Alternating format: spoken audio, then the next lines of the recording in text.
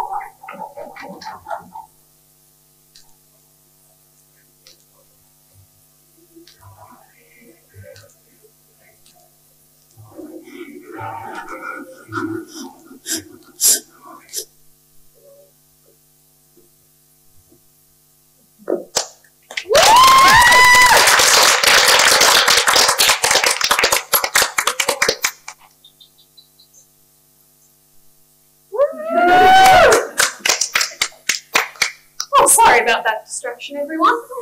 Gets a bit cranky when he's hungry. Where was I? Oh, yes. Good evening, everyone. And thank you for joining me today to take a journey into the deepest and darkest fears of humanity. My name is Tess Healy, and I love horror. I was so thrilled to have the opportunity to make the monster that you just witnessed, combining my love of costuming and horror. And I'd love to give you a glimpse into that journey today.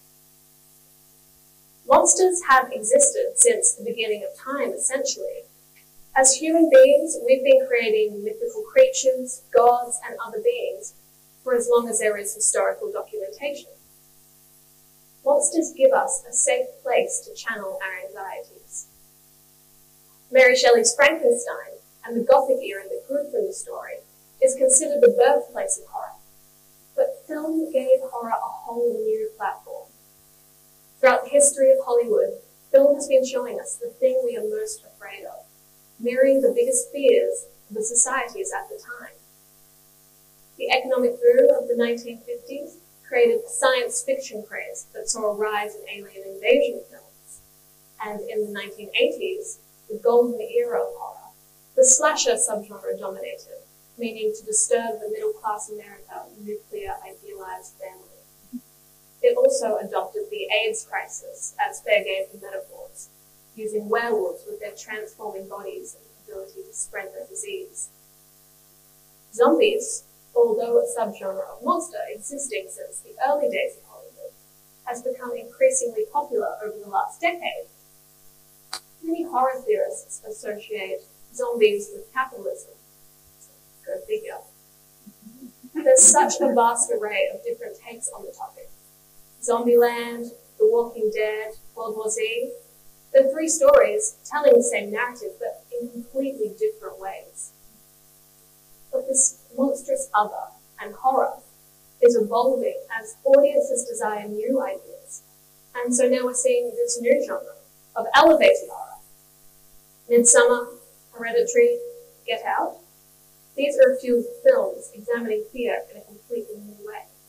But the stark separation between human and inhuman is eradicated, and audiences can recognize similarities between themselves and monsters.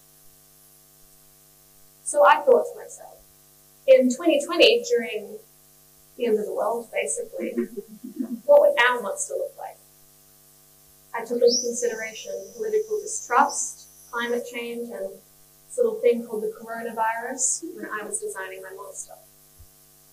I wanted there to be a feeling of distrust and unease and heightened anxiety due to the current climate. So I used motifs such as the mask to display distrust and the growths on its back to emulate something that felt like the virus, and then the grotesque shape of the body for unease. And that was inspired by my original inspiration for the entire project, the sketches from The Dark Crystal. When I watched this and saw them, I knew this is what I wanted to do. The Dark Crystal is a cult classic fantasy film, and it's made entirely using these geniusly constructed puppets, and it gave me a true appreciation for the uncompromisable need, for humans, and for costume when creating truly memorable monsters, as opposed to something like CGI, which ages very differently. I was also inspired by Wan Shi Tong from Avatar: The Last Airbender and Spirited Away's No Face, and I was very lucky to have such an amazing performer emulate the slow, creepy movements of the monster, which I wanted to show the slow erosion of our society and planet. I then had the exciting but enormous challenge of actually making this thing. And since I wanted it to have height, I knew from the beginning I needed to make a pair of stilts.